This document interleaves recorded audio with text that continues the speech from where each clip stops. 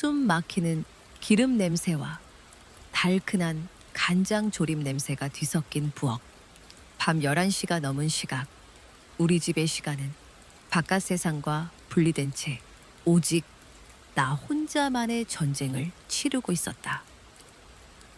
허리를 펴자 뚝 하는 소리와 함께 뻐근한 통증이 등골을 타고 올라왔다. 이마에 송골송골 맺힌 땀방울이 눈썹을 타고 흘러내려 시야를 간지렸다. 나는 손등으로 대충 땀을 훔치며 눈앞에 펼쳐진 광경을 바라보았다. 갈비찜, 잡채, 삼색나물, 꼬치전, 동그랑땡, 녹두전, 커다란 교자상 위로 10가지가 넘는 음식들이 정갈하게 담겨 있었다. 어머님이 신신당부하신 설 차례상 음식들이었다. 미나야, 우리 집안 차례상은 옛날 방식 그대로 해야 한다. 음식 하나하나에 정성이 들어가야 조상님들도 굽어 살피시는 거야. 결혼 첫 해부터 귀에 못이 박이도록 들었던 말이었다. 드디어 끝났다. 나 자신을 다독이는 작은 한숨 소리가 텅 빈 부엌에 내려앉았다. 이틀 내내 장을 보고 재료를 다듬고 볶고 지지고 끓였다. 손끝에서는 아직도 마늘과 파의 알싸한 향이 배어 나왔고 하얀 블라우스 소매 끝에는 미처 발견하지 못한 작은 고춧가루, 얼룩이 묻어 있었다. 고된 노동의 흔적들이었지만 왠지 모를 뿌듯함이 밀려왔다. 이 정도면 어머님도, 아가씨도, 그리고 남편 지훈 씨도 분명 좋아할 거야. 내일 아침 이 음식들을 보고 기뻐할 가족들의 얼굴을 상상하자 피로가 조금은 가시는 듯 됐다. 잠시 의자에 엉덩이를 붙이고 숨을 고르려던 찰나였다. 드르륵 부엌 미닫이 문이 거칠게 열리는 소리와 함께 요란한 캐릭터가 그려진 수면 슬리퍼 소리가 들려왔다. 아가씨 강하늘이었다. 그녀는 하품을 길게 하며 부스스한 머리를 긁적이며 들어왔다. 늘 그렇듯 그녀의 손에는 최신형 스마트폰이 들려 있었다. 아, 언니 아직도 안 자고 있었어? 무슨 냄새가 온 집안에 진동을 하네. 머리 아파 죽겠어. 그녀는 교자상 위를 쓱 훑어보더니 마치 길에서 더러운 것이라도 본 듯 얼굴을 잔뜩 찌푸렸다.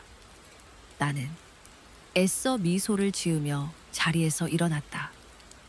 마음 한구석이 서늘해졌지만 이내 괜찮다고 스스로를 위로했다. 하늘이의 저런 말투는 이제 익숙해질 법도 하지 않은가. 아가씨, 배고파서 나왔어? 이거 방금 만든 거라 아직 따뜻한데 잡채라도 좀 먹을래? 됐어. 야밤에 이런 기름진 걸 어떻게 먹어? 살찌는 소리 들린다. 하늘이는 내 제안을 단칼에 거절하고는 가장 먹음직스러워 보이는 꼬치전을 손가락으로 집어들었다. 그리고는 맛을 보기도 전에 코를 킁킁거리며 인상을 썼다. 이 기름 쪘네. 좀 봐. 언니, 전 부칠 때 기름 좀 적당히 둘러야지. 이러니 맨날 느끼하게서 먹을 수가 없다니까. 심장이 쿵 하고 내려앉는 기분이었다. 애써 태어난 척했지만 입꼬리가 미세하게 떨리는 것을 막을 수는 없었다. 기름 최대한 닦아내면서 부친 건데 닦아내긴 뭘 닦아내. 딱 봐도 기름에 절여놨구먼. 하늘이는 그렇게 말하며 꼬치전을 입에 넣고 우물거렸다. 하지만 몇 번 씹지도 않고는 곧바로 얼굴을 구기며 뱉어냈다. 아, 짜, 언니 이거 소금으로 만들었어. 간을 어떻게 이렇게 해? 조상님들 혈압 올라서 쓰러지시겠다. 나는 목구멍으로 마른 침을 삼켰다. 목소리가 떨려 나왔다. 아니야, 아가씨. 내가 간 보면서 했는데 그렇게 짜지 않았어. 언니 미각이 이상한 거겠지. 이건 또 뭐야? 갈비찜? 색깔만 시커멓고 하나도 안 맛있어 보이네. 고기는 질길 게 뻔하고. 하늘이는 젓가락으로 갈비찜을 쿡쿡 찔러보더니 혀를 찼다. 마치 음식 평론가라도 된 듯 그녀는 하나하나의 음식에 독서를 퍼부었다. 잡채는 불어 터졌고 나물은 숨이 다 죽었으며 동그랑땡은 모양이 삐뚤빼뚤해서 성의가 없다고 했다. 내가 이틀간 쏟아부은 시간과 정성은 그녀의 몇 마디 말에 형편없는 쓰레기로 전락하고 있었다. 아가씨, 제발 그만해. 언니가 얼마나 힘들게 준비했는데 힘들게 준비하면 뭐해? 결과물이 이 모양인데 차라리 백화점 식품관에서 사오는 게 훨씬 낫겠다. 돈 아끼려고 집에서 이 고생을 하는 거야? 우리 집이 그 정도로 가난해? 그 순간 무언가 툭 하고 끊어지는 소리가 들렸다. 하늘이는 비웃음을 머금은 채 내가 가장 공들여 만든 갈비찜 그릇을 번쩍 들어 올렸다. 이런 음식물 쓰레기는 이런 데나 어울리지. 쨍그랑. 그녀는 망설임 없이 갈비찜 그릇을 개수대를 향해 던져버렸다. 갈색 국물이 사방으로 튀고 정성껏 고아낸 갈비뼈들이 스테인리스 개수대 바닥에 처참하게 나뒹굴었다.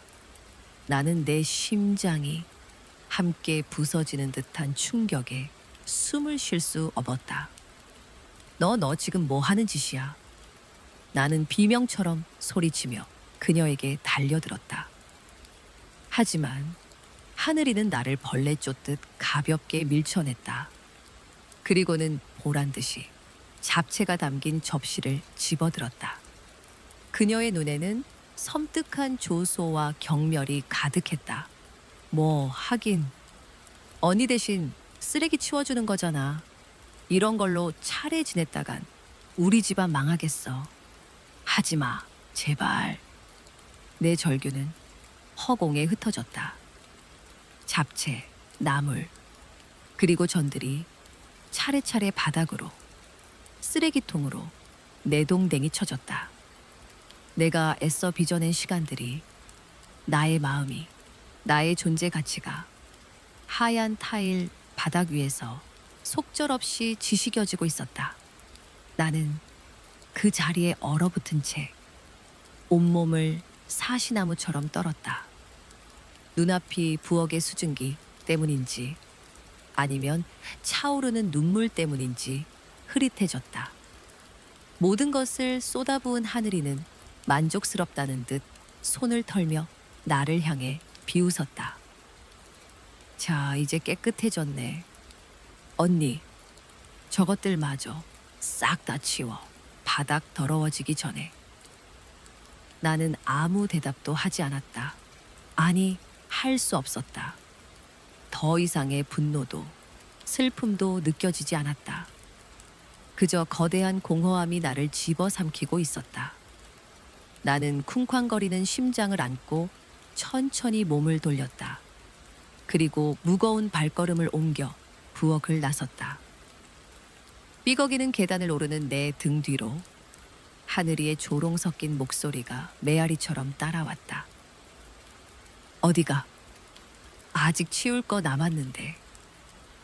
그때 안방에서 인기척을 느낀 시어머니가 나오셨다.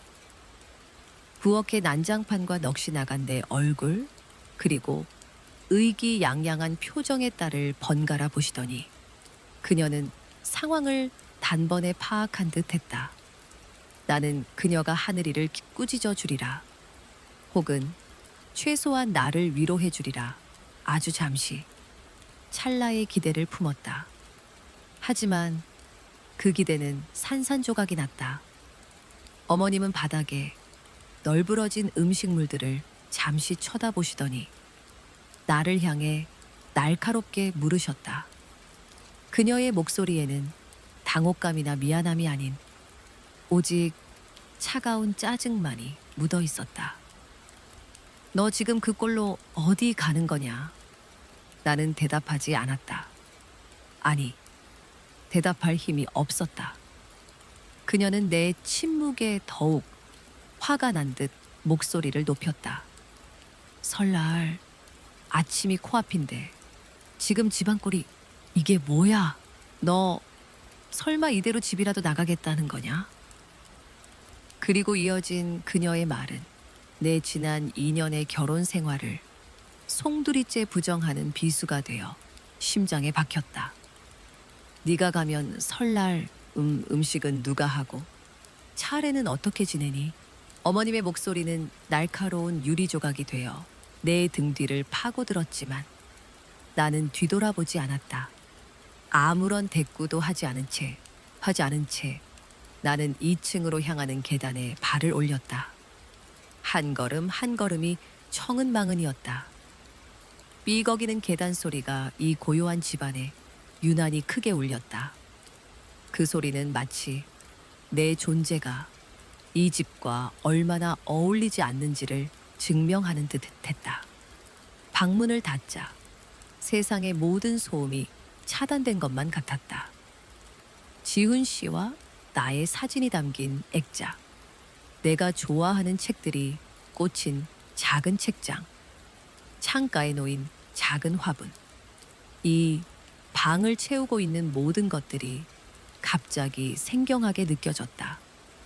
지난 2년간 나의 안식처였던 이 공간이 이제는 나를 가두는 감옥처럼 보였다. 나는 옷장 문을 열었다. 그리고 가장 깊숙한 곳, 평소에는 눈길조차 주지 않던 그곳에 손을 뻗었다. 손끝에 차갑고 딱딱한 플라스틱 감촉이 느껴졌다. 먼지가 뽀얗게 쌓인 24인치 캐리어를 힘겹게 끌어냈다. 결혼할 때 신혼여행을 가며 들뜬 마음으로 샀던 캐리어였다. 그 위에 쌓인 먼지는 결혼 생활 동안 내 마음속에 쌓여온 서름의 무게와도 같았다. 캐리어를 침대 위에 올려놓고 지퍼를 열었다. 텅 빈 내부가 마치 모든 것을 잃어버린 내 마음속을 들여다보는 것 같아 섬찟했다. 나는 무표정한 얼굴로 옷장을 열어 옷가지들을 되는 대로 꺼내기 시작했다. 곱게 갤 필요도 순서를 정할 필요도 없었다. 그저 이 공간에서 나의 흔적을 지워버리고 싶다는 생각뿐이었다. 손에 잡히는 대로, 닥치는 대로 캐리어에 옷을 던져 넣었다. 손끝이 가늘게 떨려왔지만 나는 멈추지 않았다. 이건 분노가 아니었다. 슬픔도 아니었다. 이것은 생존을 위한 마지막 몸부림이었다. 그때 손끝에 부드러운 캐시미어 스웨터의 감촉이 느껴졌다. 얼마 전 첫 월급을 쪼개 어머님께 선물했던 바로 그 스웨터였다. 어머님은 끝내 한 번도 입지 않으셨고 며칠 전 옷장 정리를 하다 보니 내 옷들 사이에 아무렇게나 구겨진 채 처박혀 있었다. 그 스웨터를 보는 순간 잊고 싶었던 기억의 편린들이 예고 없이 나를 덮쳤다. 석 달 전에 어느 주말 오후였다. 나는 몇 날 며칠을 고민해 고른 짙은 와인색 캐시미어 스웨터를 예쁘게 포장해서 거실로 나갔다. 소파에 앉아 TV를 보고 계신 어머님께 나는 최대한 밝은 목소리로 선물을 내밀었다. 어머님, 이거 제가 어머님 생각나서 샀어요. 요즘 날씨 쌀쌀해지는데 따뜻하게 입으세요. 어머님은 TV에서 눈을 떼지도 않은 채 건성으로 포장지를 받으셨다. 그 무심한 손길에 심장이 철렁했지만 나는 애써 웃었다. 하지만 어머님은 포장을 뜯어보지도 않고 스웨터를 소파 옆에 툭 던져두셨다. 그래, 놔둬라. 그때 방에서 나온 하늘이가 뾰족한 목소리로 끼어들었다. 웬 스웨터? 어머, 언니. 이거 오빠 카드로 긁어서 엄마 환심 사려는 거지? 수법이 제법인데? 나는 그 말에 얼굴이 화끈 달아올랐다. 심장이 얼음물에 담긴 것처럼 차가워졌다.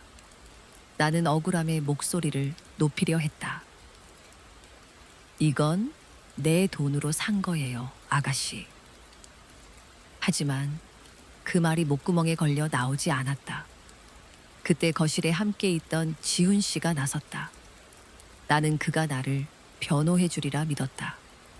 하지만 그는 그저 난처한 표정으로 웃으며 내 어깨를 토닥일 뿐이었다. 하늘아, 그런 말 하는 거 아니야. 형수님 성의인데. 그의 목소리는 너무나 작고 힘이 없었다. 그는 곧바로 내게 속삭였다. 미나야, 그냥 신경 쓰지 마. 하늘이 쟤 아직 어려서 그래. 어려서? 25이 어린 나이인가? 나는 지훈 씨를 바라보았다. 그의 눈에는 나를 향한 미안함이 아닌 이 상황을 빨리 모면하고 싶어 하는 회피의 기색이 역력했다. 결국 나는 아무 말도 하지 못했다. 내 진심은, 내 노력은 그렇게 한순간에 오빠 돈으로 생색내는 위선이 되어버렸다. 어머님은 끝까지 그 스웨터에 눈길 한번 주지 않으셨다. 캐시미어 스웨터를 캐리어 가장 깊숙한 곳에 쑤셔 넣었다. 그러자 작년 설날의 기름 냄새가 코끝을 스치는 듯했다. 그때도 나는 지금처럼 며칠 밤낮으로 부엌을 떠나지 못했다. 전을 부치느라 온몸에 기름 냄새가 뱄고 쉴 새 없이 설거지를 하느라 손끝이 퉁퉁 불어 있었다. 허리가 끊어질 듯 아팠지만 누구 하나 도와주는 사람이 없었다. 그 시각 하늘이는 거실 소파에 누워 태블릿 PC로 드라마를 보며 낄낄거리고 있었다. 어머님은 그런 딸의 모습이 사랑스러워 죽겠다는 듯 과일을 깎아다 입에 넣어주기까지 하셨다. 우리 하늘이 심심하지? 엄마랑 같이 백화점이라도 다녀올까? 아니야죠, 엄마. 귀찮아. 언니한테 맛있는 거나 빨리 해달라고 해. 손님들 다 기다리잖아. 어머님은 그 말을 듣자마자 부엌으로 와서 나를 재촉했다. 미나야, 손님들 기다리신다. 빨리빨리 좀 움직여라. 뭘 그렇게 꾸물대니? 나는 땀을 뻘뻘 흘리며 마지막 동그랑땡을 접시에 담아 내갔다. 손님들 앞에서 칭찬 한마디라도 들을 수 있을까 기대했다. 하지만 내 앞에 나선 것은 또 하늘이었다. 그녀는 뜨거운 동그랑땡을 호호 불어 한 입 베어 물더니 손님들이 다 듣도록 큰 소리로 말했다. 에이, 이게 뭐야. 고기보다 두부를 더 많이 넣었나 보네. 퍽퍽해서 못 먹겠다. 언니, 음식 솜씨가 왜 이렇게 안 늘어? 손님들의 어색한 웃음소리가 거실을 채웠다. 나는 얼굴이 시뻘개져서 그 자리에 못 박힌 듯 서 있었다. 나는 어머님이 아니다, 맛만 좋다 라고 한마디 해주시길 바랐다. 하지만 어머님은 그저 손님들을 향해 멋쩍게 웃으며 말했다. 애가 아직 어려서 손이 좀 야무지지 못해요. 이해해 주세요. 그 순간 나는 이 집안의 며느리가 아니라 돈 받지 않고 일하는 식모와 다를 바 없다는 사실을 깨달았다. 내 등 뒤로 하늘이의 목소리가 다시 들려왔다. 거봐, 엄마. 내가 그냥 호텔 뷔페 예약하자고 했잖아. 비싸도 그게 훨씬 깔끔하고 편한데 왜 사서 고생을 하냐고. 나는 조용히 부엌으로 돌아와 홀로 눈물을 삼켜야 했다. 옷가지를 채워 넣던 손이 멈칫했다. 문득 온몸에 오한이 들었다. 얼마 전 독감으로 꼼짝없이 알아누웠던 그날의 기억이 떠올랐기 때문이다. 369도를 넘나드는 고열에 온몸이 불덩이 같았다. 나는 침대에 누워 끙끙 앓고 있었고 지훈 씨가 옆에서 걱정스러운 얼굴로 물수건을 갈아주고 있었다. 그때 방문이 빼꼼 열리더니 하늘이가 코를 막은 채 얼굴을 들이밀었다. 아, 언니 아프면 그냥 방에 콕 박혀 있어. 괜히 나와서 병균 옮기지 말고. 지훈 씨가 얼굴을 굳히며 동생을 나무랐다. 강하늘, 너 말버릇이 그게 뭐냐? 형수님 아픈 거 안 보여? 하지만 하늘이는 눈 하나 깜짝하지 않았다. 오히려 짜증 섞인 목소리로 투덜거렸다. 아픈 건 아픈 거고. 나는 배고파 죽겠는데 어떡하라고. 오빠, 언니 밥 못하면 나 배달 음식이라도 시켜주면 안 돼? 치킨 먹고 싶단 말이야. 나는 열에 들뜬 와중에도 그 말을 똑똑히 들었다. 내가 아파 죽어가는 것보다 그녀의 굶주린 배가 더 중요했던 것이다. 지훈 씨는 한숨을 내쉬며 너 정말 이기적이다 라고 말했지만 결국 알았어. 시켜줄게 라며 지갑을 꺼냈다. 나는 물수건 아래로 뜨거운 눈물이 흐르는 것을 느꼈다. 이 집에서 나는 아파도 되는 존재, 아파도 누구의 걱정거리가 되지 못하는 존재였다. 남편이라는 사람은 나를 지켜줄 힘도 의지도 없는 사람이었다. 모든 기억의 조각들이 하나로 맞춰지자 더 이상 망설일 이유가 없었다. 나는 캐리어의 마지막 빈 공간에 세면도구를 담은 파우치를 떼주었다. 지난 2년간의 서름과 눈물이 그 안에 함께 담기는 듯했다. 탁! 캐리어의 뚜껑을 닫았다. 떨리던 손은 어느새 멈춰 있었다. 나는 차갑게 굳은 얼굴로 캐리어의 손잡이를 움켜쥐었다. 그리고 망설임 없이 방 문을 열고 한 발 한 발 나를 짓눌렀던 지옥 같은 공간을 향해 걸어 나갔다. 달칵 달칵 달칵. 캐리어 바퀴가 대리석 바닥에 부딪히는 소리가 적막한 복도를 가득 메웠다. 그 소리는 마치 내 결심의 단호함을 대변하는 듯 건조하고 날카롭게 울려 퍼졌다. 계단을 내려서는 내 발걸음은 더 이상 무겁지 않았다. 오히려 깃털처럼 가벼웠다. 지난 2년간 나를 짓누르던 모든 감정의 무게를 저 캐리어 안에 모두 담아버린 기분이었다. 거실에 다다르자 소파에 앉아있던 어머님과 부엌 입구에 서있던 하늘이의 시선이 동시에 내게로 향했다. 그들의 눈에는 처음에는 의아함이 그리고 이내 경악과 당혹감이 번져나갔다. 특히 어머님은 자리에서 벌떡 일어나셨다. 얼굴은 하얗게 질려 있었다. 썸이나 너 지금 정말로 가려는 거냐? 어머님의 목소리는 분노와 황당함으로 떨리고 있었다. 나는 걸음을 멈추고 두 사람을 정면으로 마주했다. 그리고 처음으로 그들의 눈을 피하지 않았다. 내 안에서 무언가 단단한 것이 껍질을 깨고 솟아오르는 느낌이었다. 네, 어머님 가려고요. 내 목소리는 놀랍도록 차분하고 흔들림이 없었다. 그 평온함이 오히려 어머님을 더욱 자극한 듯했다. 뭐, 네가 지금 제정신이야? 여기가 어디라고 네 마음대로 드나들어. 여관 바닥인 줄 알아? 그리고 설날 아침에 집 나가는 며느리가 세상 천지에 어디 있니? 그때 팔짱을 낀 채 나를 비웃으며 보고 있던 하늘이가 끼어들었다. 엄마, 냅둬. 가게 해. 저 언니 없다고 우리 집이 망하기라도 한대. 맨날 저렇게 불만 가득한 얼굴로 있는 것보다 차라리 없는 게 속 시원하지. 안 그래? 언니 없으면 우린 그냥 시켜 먹으면 돼. 호텔 뷔페도 있고 맛집도 널렸는데 뭐가 걱정이야? 하늘이는 나를 향해 턱을 까딱이며 조롱했다. 그리고 언니가 끓인 그 맹탕 같은 떡국.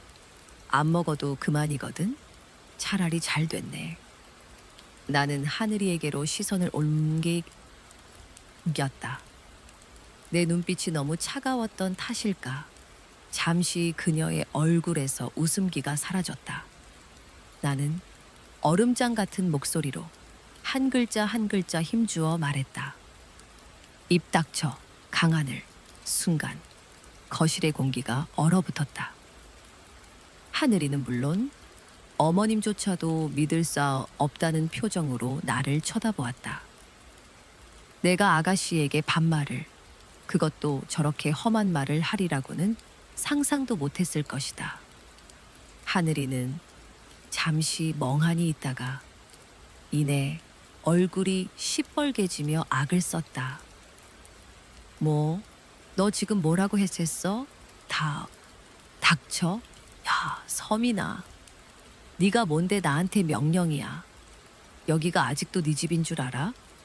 하늘이가 내게로 삿대질하며 다가왔다. 그리고는 내 어깨를 거칠게 밀쳤다. 주제 파악 좀 해. 넌 이제 이 집 사람이 아니야. 굴러온 돌이라고. 휘청. 나는 그녀가 미는 힘에 못 이겨 뒤로 몇 걸음 물러섰다. 캐리어 손잡이를 놓칠 뻔했다. 바로 그 순간이었다. 내 안에서 참고 참았던, 억누르고 억눌렀던 모든 것이 화산처럼 폭발했다. 지난 2년간의 서름, 멸시, 무시당했던 기억들. 방금 전 바닥에 내동댕이 쳐졌던 내 정성과 시간들. 그리고 나를 지켜주지 못했던 남편에 대한 원망까지. 그 모든 것이 하나의 거대한 분노가 되어 내 오른팔을 움직였다. 나는 생각할 겨를도 없이, 아니, 생각하고 싶지도 않았다. 그저 본능이 이끄는 대로 행동했다. 짝! 거실 전체가 울릴 만큼 날카롭고 선명한 마찰음이 터져 나왔다. 하늘이는 얻어맞은 왼쪽 뺨을 감싸 쥐었다. 커다랗게 뜬 그녀의 눈에는 충격과 고통, 그리고 믿을 수 없다는 표정이 뒤섞여 있었다. 그녀는 비틀거리며 몇 걸음 뒤로 물러섰다. 마치 세상이 무너지기라도 한 것 같은 표정이었다. 언니가 나를 쳤어? 그녀의 목소리는 파르르 떨리고 있었다. 정신을 차린 것은 어머님의 비명소리 때문이었다. 꺄악! 네가 감히 내 딸을 때려. 천하에 몹쓸 것이. 저게 미쳤나 봐. 서민아, 네가 뭔데 내 귀한 딸 얼굴에 손을 대. 어머님은 하늘이에게 달려가 딸의 얼굴을 감싸 안으며 나를 향해 악을 쓰셨다. 그 모습은 마치 내가 세상에서 가장 흉악한 범죄라도 저지른 사람을 보는 듯했다. 하지만 나는 더 이상 위축되지 않았다. 나는 고개를 꼿꼿이 세우고 불타는 눈으로 어머님을 쏘아보았다. 제가 왜 때렸는지 어머님은 정말 모르시겠어요.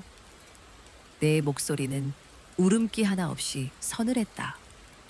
나는 쓰레기통과 어지러운 부엌 쪽을 손으로 가리켰다.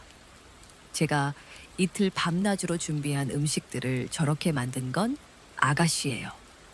제 노력을, 제 마음을 쓰레기통에 처박은 게 바로 어머님 귀한 따님이라고요. 그런데도 제가 참아야 하나요? 나는 한 걸음 앞으로 나섰다.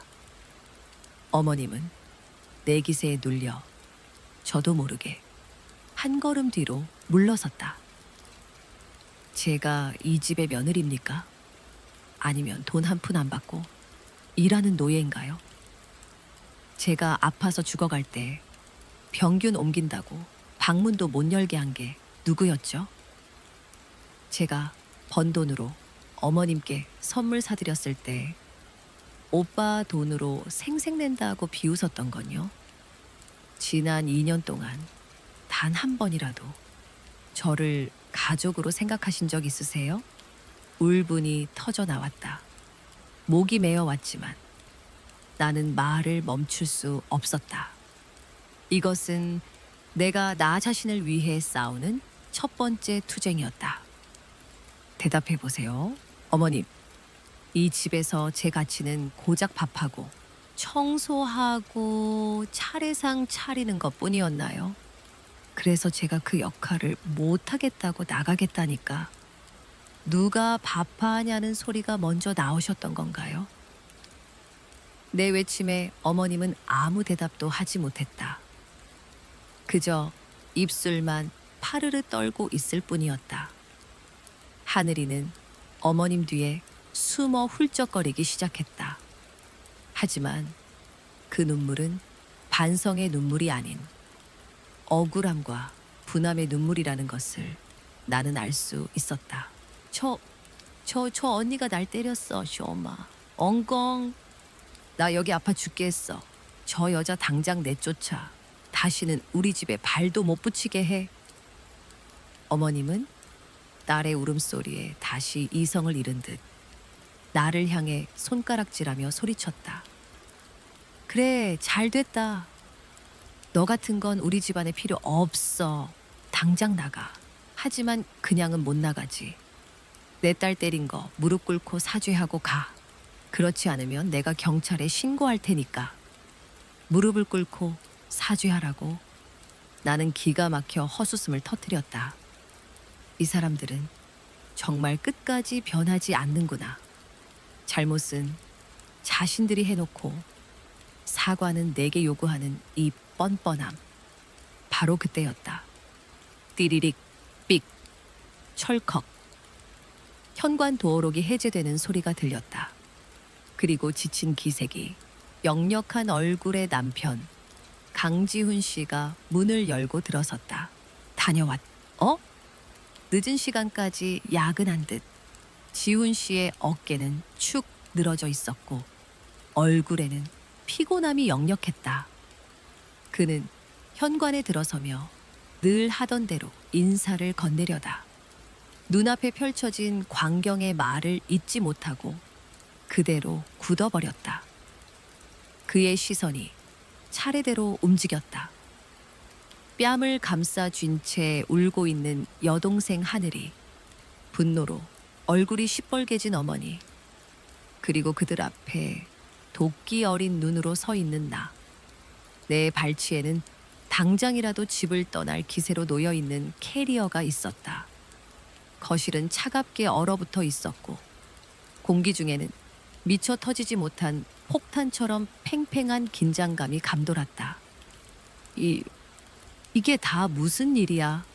여보, 당신 캐리어는 왜? 그리고 하늘아, 너 얼굴은 왜 그래?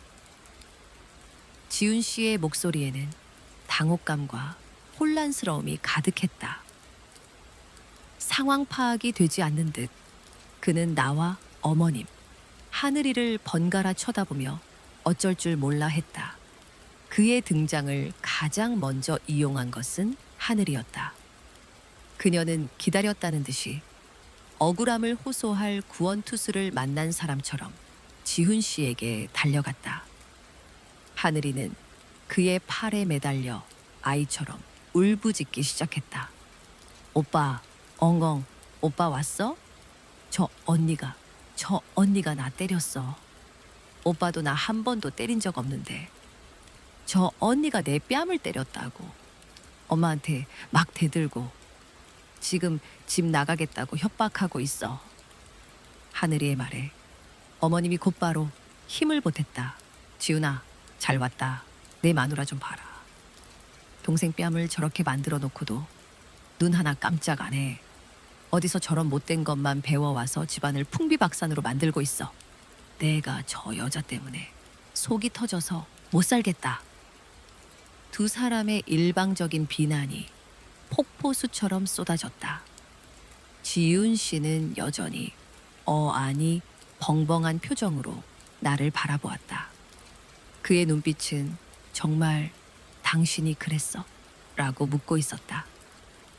그 눈빛 속에서 나는 일말의 믿음이나 나를 향한 변호의 의지 같은 것은 찾아볼 수 없었다. 그저 이 복잡하고 골치 아픈 상황을 어떻게 수습해야 할지에 대한 고민과 피로감만이 가득할 뿐이었다. 나는 그를 향해 아무런 변명도 하지 않았다. 아니, 하고 싶지 않았다. 이 상황에서 내가 무슨 말을 한들 저 두 사람의 목소리에 묻혀버릴 것이 뻔했다. 그리고 무엇보다 이제는 더 이상 이 남자에게 무언가를 기대하고 싶지 않았다. 지훈 씨는 깊은 한숨을 내쉬었다. 그는 늘 그랬다. 갈등이 생기면 일단 한숨부터 쉬고 양쪽을 어설프게 달래며 상황을 봉합하려 애썼다. 엄마, 하늘아, 일단 진정 좀 해. 그리고 여보, 당신도 일단 앉아서 얘기 좀 하자. 다들 왜 이렇게 흥분했어? 내일이 설인데 이러면 안 되지. 그의 미지근한 중재 안에 나는 실소를 터뜨렸다. 앉아서 얘기하자고? 지금까지 수없이 참고 넘어갔던 시간들 동안 그는 단 한 번이라도 제대로 내 편이 되어준 적이 있었던가? 나는 차갑게 대답했다. 더 이상 할 얘기 없어요, 지훈 씨. 난 갈 거예요. 당신은 당신 가족들이랑 행복하게 명절 보내세요. 나는 캐리어 손잡이를 다시 고쳐 잡았다. 그리고 그의 곁을 스쳐 현관문으로 향했다. 내 단호한 행동에 지훈 씨의 얼굴이 하얗게 질렸다. 그제야 그는 사태의 심각성을 깨달은 듯했다. 여보, 미나야, 잠깐만. 내 말 좀 들어봐. 그가 다급하게 내 앞을 막아서려던 순간 내 뒤에서 분노에 찬 하늘이의 고함 소리가 터져 나왔다. 어딜 가? 사과하라고. 나한테 사과하기 전에는 한 발짝도 못 나가. 하늘이는 이성을 완전히 잃은 듯했다. 그녀는 어머님과 지훈 씨의 만류를 뿌리치고 내 머리채라도 잡을 기세로 다시 맹렬하게 달려들었다. 이게 진짜 끝까지. 나는 반사적으로 몸을 움츠렸다. 그때였다. 하늘아, 그만해. 지훈 씨가 외마디 비명을 지르며 나와 하늘이 사이를 막아섰다. 그는 두 팔을 벌려 나를 보호하려는 듯한 자세를 취했다. 하지만 이미 달려오던 속도를 주체하지 못한 하늘이는 그대로 지훈 씨의 어깨를 강하게 밀치고 말았다. 모든 것이 슬로우 모션처럼 보였다. 하셔츠 차림의 지훈 씨가 하늘이의 힘에 밀려 휘청거렸다. 그의 발이 뒤로 몇 걸음 밀려나다가 하필이면 내 발치에 놓여있던 캐리어 바퀴에 걸리고 말았다. 악! 짧은 비명과 함께 지훈 씨의 몸이 균형을 완전히 잃었다. 그의 몸은 속수무책으로 뒤쪽으로 기울었고 거실 중앙에 놓인 짙은 월러색의 원목 테이블을 향해 속절없이 쓰러졌다. 쿵! 나는 평생 그 소리를 잊지 못할 것이다. 둔탁하고 끔찍하고 심장이 멎는 듯한 소리. 사람의 머리가 단단한 나무 모서리에 부딪히며 내는 생명이 부서지는 듯한 소리였다. 시간이 멈췄다. 거실의 모든 소리가 사라졌다. 울부짖던 하늘이도 악을 쓰던 어머님도 숨을 쉬는 나 자신조차도 존재하지 않는 것 같았다 쓰다. 지훈 씨는 테이블 옆 바닥에 대해 다 자로 뻗은 채 미동도 하지 않았다. 처음에는 그냥 넘어진 것이라고, 잠시 정신을 잃은 것뿐이라고 필사적으로 생각하려 애썼다. 하지만 이내 그의 머리가 닿았던 테이블의 뾰족한 모서리 끝에서부터 무언가 붉고 끈적한 액체가 방울져 떨어지기 시작했다. 한 방울, 두 방울. 그리고 이내 짙은 카펫 위로 검붉은 얼룩이 빠르게 번져나갔다. 아, 아. 나도 모르게 터져나온 신음소리에 멈춰있던 세상이 다시 움직이기 시작했다. 나는 손에 들고 있던 캐리어를 내팽개치고 비틀거리며 그에게 달려갔다. 지훈 씨, 지훈 씨, 정신 좀 차려봐요. 여보? 나는 그의 어깨를 흔들며 절규했다. 하지만 그의 눈은 굳게 감긴 채였고 창백해진 얼굴에는 아무런 반응이 없었다. 그의 머리맡, 하얀 셔츠깃 위로 붉은 피가 서서히 스며들고 있었다. 비극은 언제나 이렇게 예고 없이 찾아왔다. 비비비보 비비보. 밤의 정적을 가르는 구급차의 사이렌 소리가 고막을 찢을 듯 날카롭게 울렸다. 나는 흔들리는 차 안에서 의식 없는 지훈 씨의 손을 붙잡고 있었다. 그의 손은 얼음장처럼 차가웠다. 구급대원이 다급하게 그의 머리를 지혈하고 산소 마스크를 씌우는 동안 나는 그저 지훈 씨, 제발 이라는 말만 주문처럼 되뇌었다. 그의 창백한 얼굴과 셔츠에 번진 붉은 피가 내 세상의 모든 색을 앗아가는 것 같았다. 응급실에 도착하자마자 그는 수많은 의료진에 둘러싸여 처치실 안으로 사라졌다. 보호자분은 밖에서 기다려주세요. 차가운 한마디가 나와 그 사이에 투명한 벽을 세웠다. 나는 응급실 앞 복도에 망부석처럼 서서 굳게 닫힌 문만 하염없이 바라보았다. 조금 전까지 이 사람과 이혼까지 생각하며 집을 나오려 했던 나 자신이 괴물처럼 느껴졌다. 원망도 분노도 모두 부질없었다. 제발, 제발 살아만 달라고. 그 생각뿐이었다. 뒤늦게 택시를 타고 도착한 어머님과 하늘이는 넋이 나간 모습이었다. 어머님은 복도 의자에 주저앉아 내 아들 지훈이 라며 마른 울음을 삼켰고, 하늘이는 하얗게 질린 얼굴로 벽에 기댄 채 온몸을 벌벌 떨고 있었다. 조금 전까지의 기세등등하던 모습은 온데간데 없었다. 얼마나 지났을까? 시간 감각이 사라질 무렵 처치실 문이 열리고 의사로 보이는 사람이 나왔다.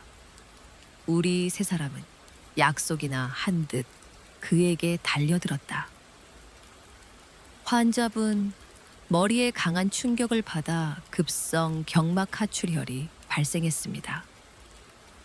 일단 응급수술로 혈종은 제거했지만 뇌 부종이 심해서 아직 안심할 단계는 아닙니다. 의사의 무표정한 얼굴과 기계적인 목소리가 내 심장을 난도질했다. 어머님이 의사의 팔을 붙잡고 애원했다. 선생님, 그래서 우리 아들 깨어날 수는 있는 건가요? 네. 의사는 잠시 침묵하더니 무겁게 입을 열었다. 솔직히 말씀드리면 현재로선 장담하기 어렵습니다. 지금은 깊은 혼수 상태, 즉 코마, 초마 상태입니다. 앞으로 72시간이 고비가 될 겁니다. 환자의 의지에 모든 것이 달렸습니다. 코마. 그 단어가 거대한 망치가 되어 내 머리를 내리쳤다. 세상이 빙글빙글 돌았다. 어머님은 그 자리에 훌썩 주저앉아 통곡하기 시작했고, 하늘이는 아니야, 아니야, 그럴 리가 없어 라며 고개를 저었다. 나 역시 다리가 풀려 벽에 기대지 않고서는 서 있을 수 없었다.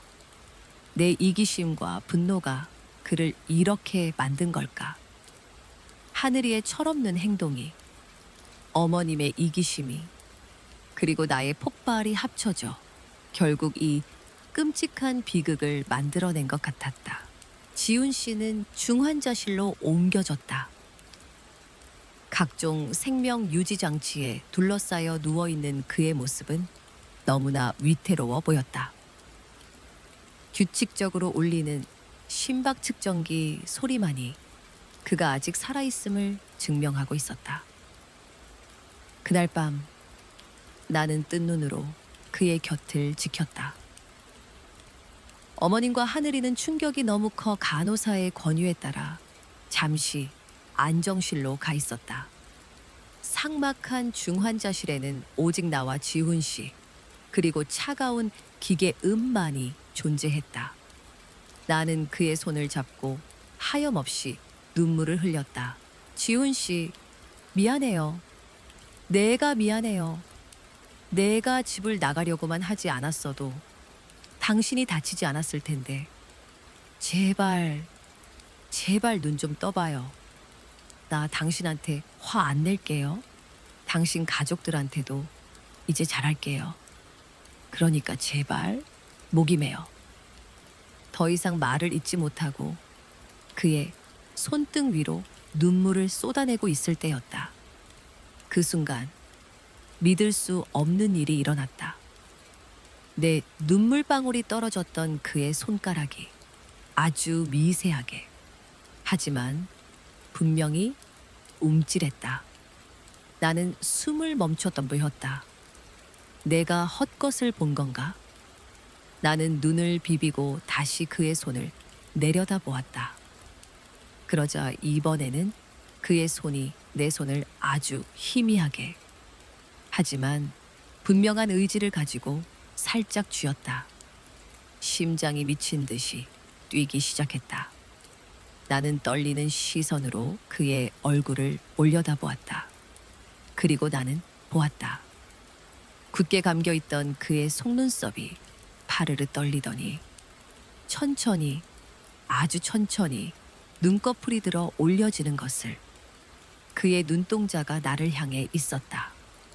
산소 마스크 너머로 보이는 그의 눈은 혼수 상태 환자의 것이라고는 믿을 수 없을 만큼 또렷했다. 지훈 씨. 나는 내 목소리가 제대로 나오고 있는 건지 알 수 없었다. 꿈을 꾸고 있는 것 같았다. 그는 다시 천천히 눈을 감았다. 하지만 나를 쥐고 있는 손의 힘은 조금 더 강해졌다. 그리고 잠시 후 산소 마스크 안에서 아주 작은 목소리가 새어나왔다. 너무나 작아서 바로 곁에 있는 나만이 겨우 들을 수 있을 정도의 속삭임이었다. 미나야. 네? 네. 나 여기 있어요. 울지 마. 그는 잠시 숨을 고르는 듯다 했다. 나는 숨죽여 그의 다음 말을 기다렸다. 의사 선생님, 내가 부탁했어. 상황을 좀 심각하게 말해 달라고. 나는 내 귀를 의심했다. 그게 무슨 말이지? 나 그렇게 심하게 다친 거 아니야. 수술은 잘 됐고 의식도 아까부터 있었어. 그런데 조금만 더 아픈 척하면 안 될까? 나는 혼란스러운 눈으로 그를 바라보았다.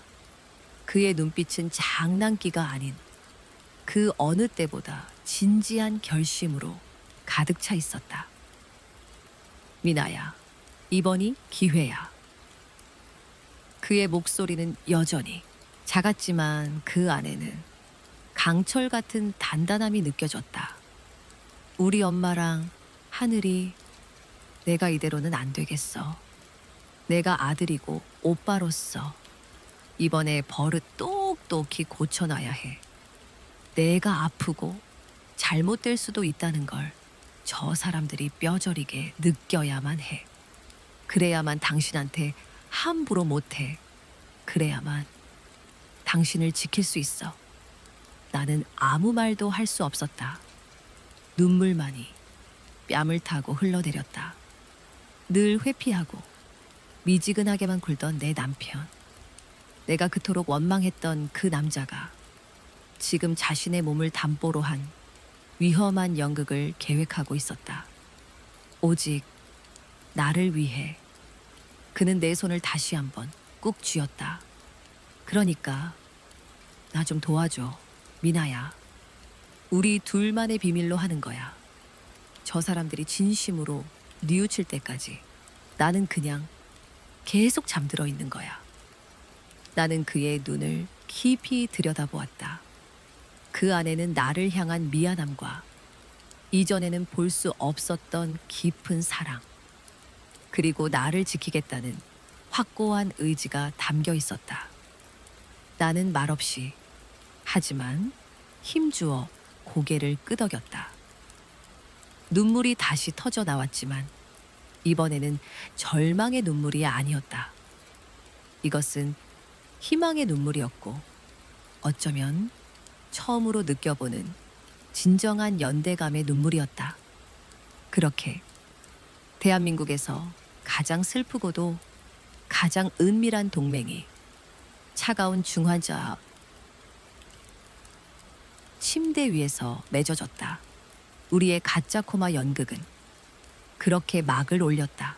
지훈 씨와의 은밀한 약속 이후 시간은 지독히도 더디게 흘러갔다. 중환자실의 시간은 바깥 세상과 다른 밀도로 흐르는 듯했다. 삐, 삐.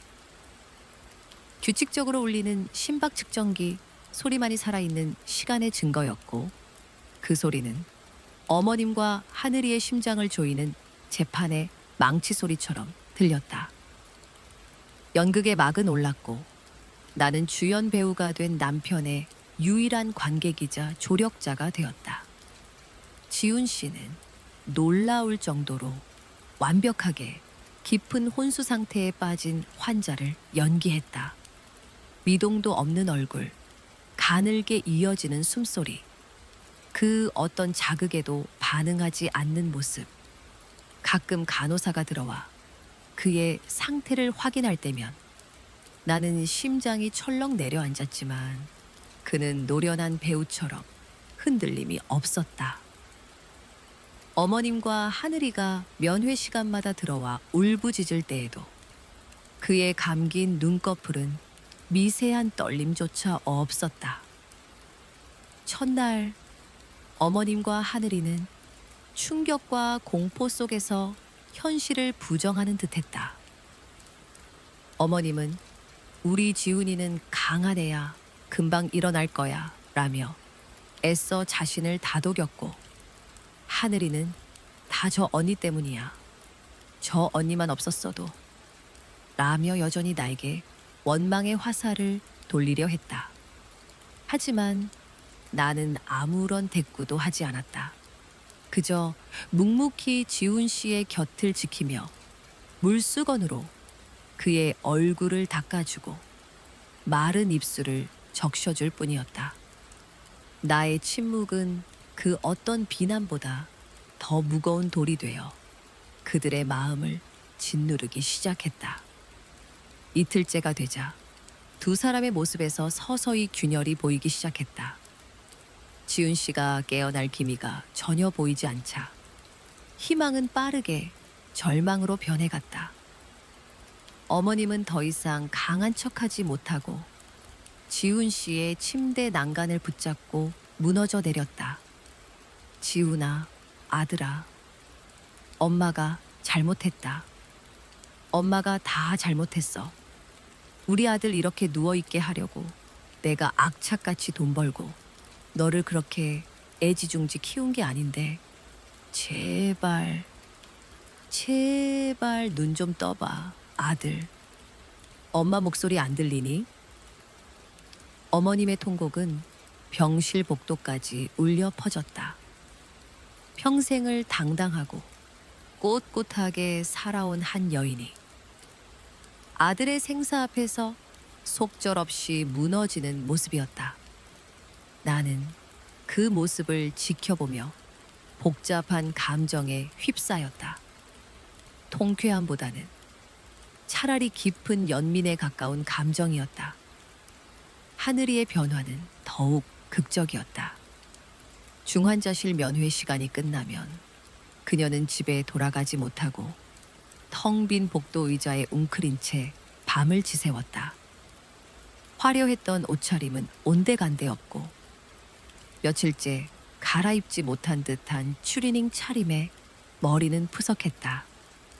스마트폰을 들여다보거나 친구와 통화하는 모습은 더 이상 볼 수 없었다. 그녀는 그저 멍하니 중환자실 문만 바라보다가 이따금씩 복받치는 감정을 이기지 못하고 어린아이처럼 흐느껴 울었다.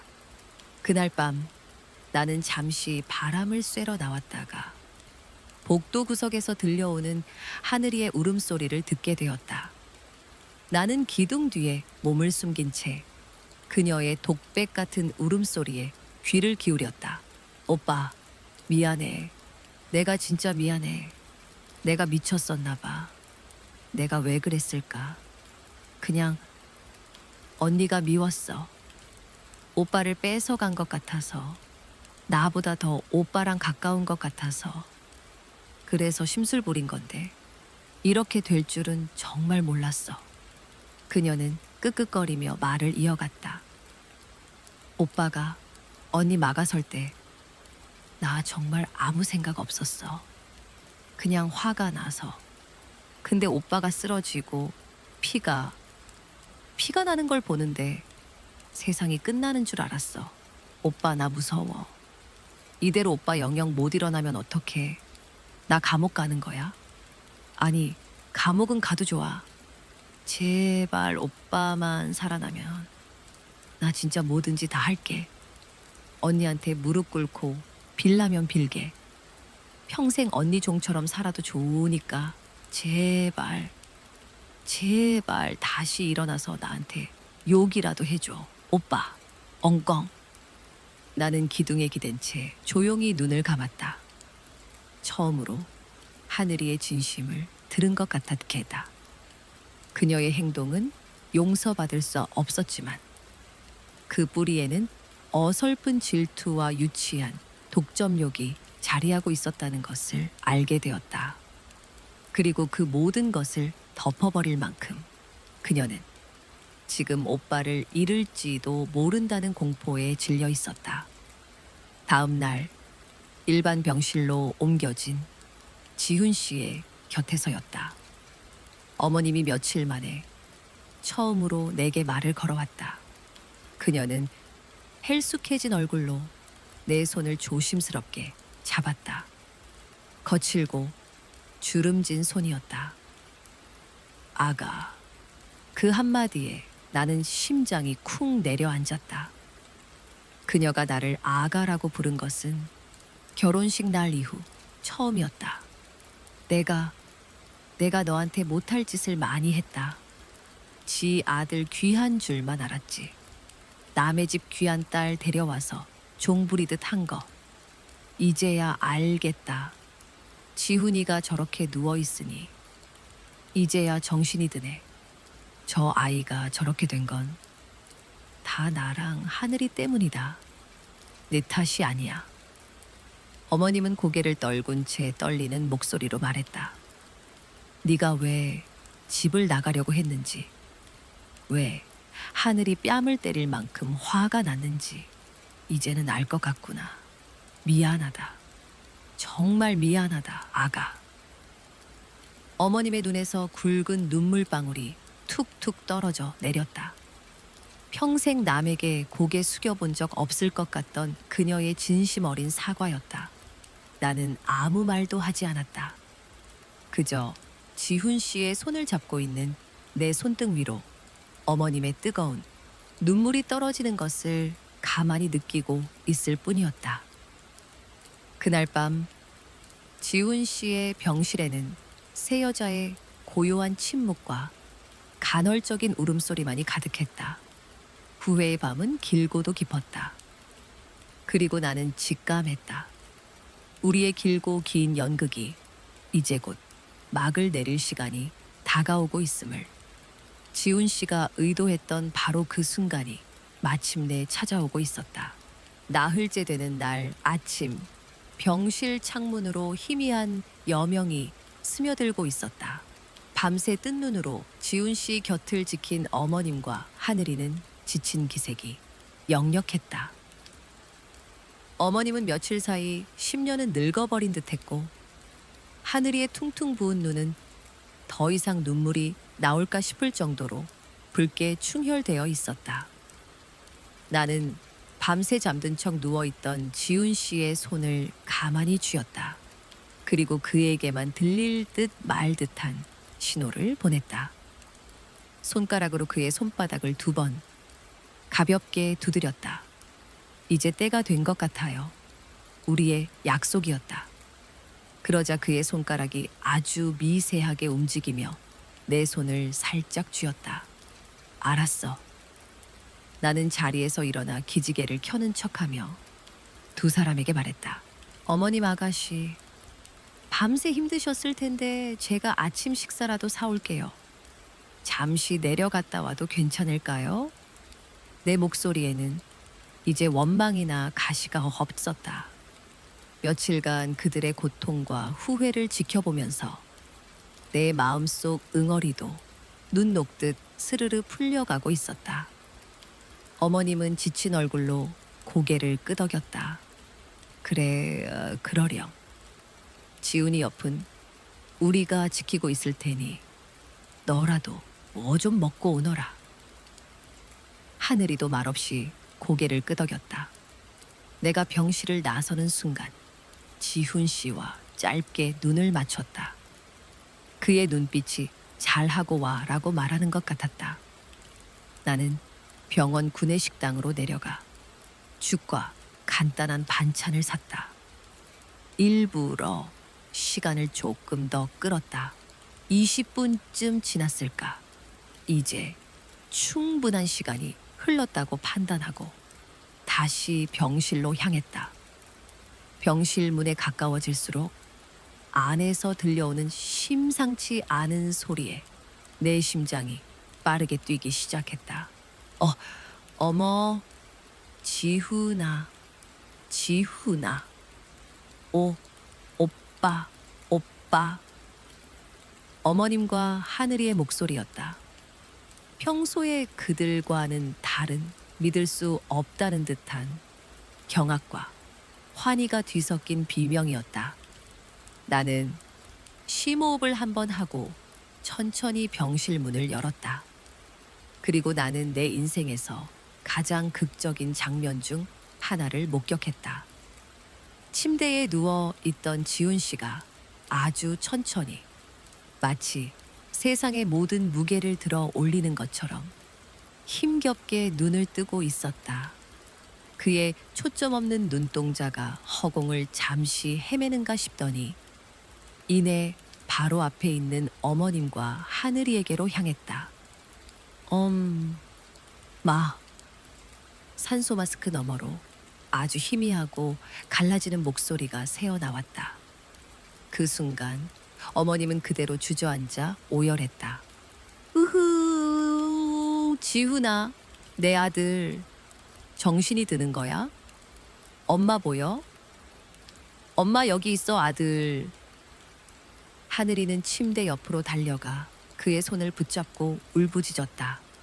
오빠, 나야, 하늘이. 오빠, 나 보여? 미안해. 오빠, 내가 다 잘못했어. 엉엉. 두 사람은 기적을 목격한 사람들처럼 울고 웃으며 지훈 씨의 이름을 불렀다. 나는 손에 들고 있던 음식 쟁반을 테이블에 내려놓고 조용히 그들 곁으로 다가갔다. 내 등장에 지훈 씨는 나를 흘끗 쳐다보았다. 그의 눈빛은 나 연기 잘하지? 라고 묻는 것처럼 장난기가 어려 있었다. 나는 터져 나오려는 웃음을 간신히 참았다. 나는 곧바로 호출벨을 눌렀고 잠시 후 의사와 간호사들이 달려왔다. 의사는 지훈 씨의 동공 반응을 살피고 몇 가지 간단한 질문을 던졌다. 모든 검사를 마친 의사는 우리를 향해 놀랍다는 표정으로 말했다. 정말 기적입니다. 환자분의 의지가 강했던 것 같군요. 의식이 돌아왔습니다. 물론 아직 안심할 단계는 아니니 절대 안정을 취해야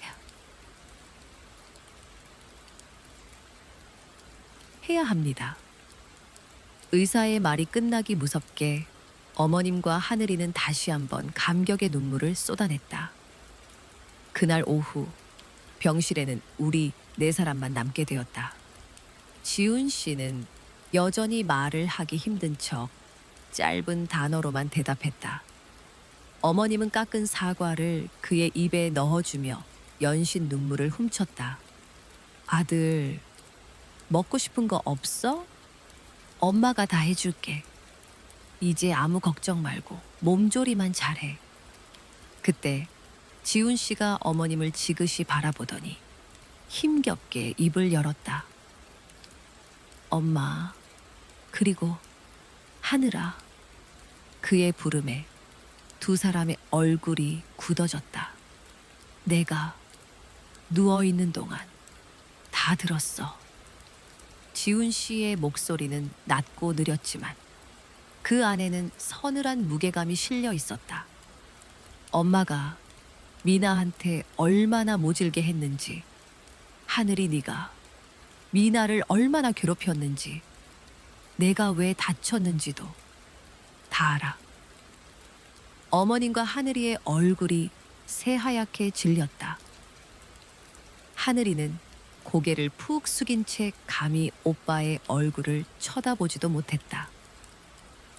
지훈 씨는 나를 한번 바라본 뒤 다시 두 사람에게 시선을 고정했다. 똑똑히 들으세요. 두 사람 다. 서민아는 내 아내고 이 집 사람이에요. 내가 목숨 걸고 지켜야 할 내 사람이라고요. 그의 목소리에 힘이 실리기 시작했다. 다시는 단 한 번이라도 미나한테 함부로 대하거나 눈물 흘리게 하면 그땐 나 엄마 아들 안 할 거예요. 하늘이 너 오빠로도 안 볼 거야. 그때는 정말 이 집 나가서 두 번 다시 안 볼 겁니다. 이건 내 마지막 경고예요. 그의 단호한 선언에 어머님은 아무 말도 하지 못하고 고개만 연신 끄덕였다. 하늘이는 어깨를 들썩이며 소리 없이 울었다. 그것은 억울함의 눈물이 아닌 진정한 뉘우침과 두려움의 눈물이었다. 지훈 씨는 내 손을 힘주어 잡았다. 그리고 나를 보며 부드럽게 미소 지었다. 미나야, 미안했어. 그리고 고마워. 나는 그의 손을 마주 잡았다. 창밖으로 쏟아져 들어오는 아침 햇살이 그의 얼굴과 우리 네 사람을 따스하게 비추고 있었다. 길고 길었던 연극은 막을 내렸고 진짜 가족의 이야기가 이제 막 시작되고 있었다. 새로운 약속과 함께 지훈 씨가 퇴원하던 날 서울의 하늘은 거짓말처럼 맑았다. 병원을 나서는 우리 네 사람의 발걸음은 무거웠던 이번 첫날과 달리 놀랍도록 가벼웠다. 집으로 돌아오는 차 안 어색한 침묵이 흘렀지만 그 침묵은 더 이상 가시돋친 긴장감이 아닌 조심스러운 배려와 낯선 온기로 채워져 있었다. 그날 이후 강씨 집안의 풍경은 내가 지난 2년간 단 한 번도 상상해 본 적 없는 모습으로 변해갔다. 변화는 아주 사소한 것들에서부터 시작되었다. 퇴원 다음 날 아침, 내가 의뢰 그랬듯 새벽같이 일어나 부엌으로 향했을 때였다. 낯선 달그락거리는 소리에 고개를 갸웃하며 부엌 문을 열자 믿을 수 없는 광경이 펼쳐져 있었다. 하늘이가 서툰 솜씨로 쌀을 씻고 있었다. 그녀는 쌀뜨물을 버리다 물을 절반이나 싱크대에 쏟아버리고 밥솥 버튼을 누르는데도 한참을 헤매는 등 온통 실수투성이었다. 아가씨, 뭐해요? 내 목소리에 화들짝 놀란 하늘이는 얼굴이 홍당무처럼 빨개졌다. 언니, 일어났네. 그냥 오빠가 이제 흰죽 말고 밥 먹어도 된다고 해서. 그녀는 시선을 피하며 우물쭈물 말했다. 예전 같았으면 언니가 해 라며 소리쳤을 상황이었다. 나는 그녀의 그런 모습에 피식 웃음이 나왔다. 밥솥에 물 너무 많이 잡은 것 같은데 그럼 오늘 아침은 진밥 먹겠네. 내 농담에 하늘이는 어쩔 줄 몰라 하며 고개를 푹 숙였다. 미안. 내가 잘 몰라서. 괜찮아. 처음부터 잘하는 사람이 어디 있어. 다음엔 내가 알려줄게요. 나는 그녀의 어깨를 가볍게 두드려 주었다. 하늘이는 놀란 듯 나를 쳐다보았다. 그 눈에는 더 이상 경멸이나 질투가 아닌 어색함과 미안함, 그리고 아주 희미한 고마움이 섞여 있었다. 어머님의 변화는 더욱 놀라웠다. 그녀는 더 이상 내게 이거 해라, 저거 해라 명령하지 않았다. 대신 미나야, 이거 하는 거 힘들지 않니? 혹은 저녁 메뉴는 뭐가 좋을까? 라며 내 의견을 묻기 시작했다. 주말에는 소파에 누워 TV만 보시던 분이 거실 청소는 내가 할 테니 너는 좀 쉬어라 라며 청소기를 돌리기도 했다. 한 번은 내가 감기 기운이 있어 헛기침을 하자 어머님은 어디선가 배와 도라지를 사와 직접 즙을 내어 내 방으로 가져다 주셨다. 뜨거울 때 마셔라. 감기에는 이게 직방이란다. 나는 김이 모락모락 피어오르는 컵을 받아들고 한동안 아무 말도 하지 못했다. 컵에서 전해져 오는 따스한 온기가 내 마음속 깊은 곳까지 스며드는 것 같았다. 그 어떤 비싼 선물보다도 값진, 진정한 마음이었다. 물론 가장 큰 변화는 지훈 씨에게서 찾아왔다. 그는 더 이상 회피하는 남편이 아니었다. 퇴근 후에는 언제나 내 옆에 앉아 오늘 하루는 어땠는지 물어봐 주었고 설거지나 분리수거는 당연하다는 듯 자신의 몫으로 가져갔다. 주말이면 우리는 예전에는 꿈도 꾸지 못했던 단둘의 데이트를 즐기기도 했다. 한강공원을 산책하고 영화를 보고 맛있는 것을 먹었다. 그는 내 손을 잡고 걸으며 몇 번이고 말했다. 내가 더 잘할게, 미나야. 당신이 이 집에서 외롭지 않도록, 힘들지 않도록 이제 내가 당신의 완벽한 셔터맨이자 든든한 버팀목이 되어줄게. 그의 말에 나는 웃으며 대답했다. 셔터맨은 필요 없어요. 그냥 지금처럼 내 옆에만 있어줘요. 시간이 흘러 어느덧 봄이 완연한 저녁이었다. 그날은 지훈 씨의 완쾌를 축하하는 작은 가족 파티가 열렸다.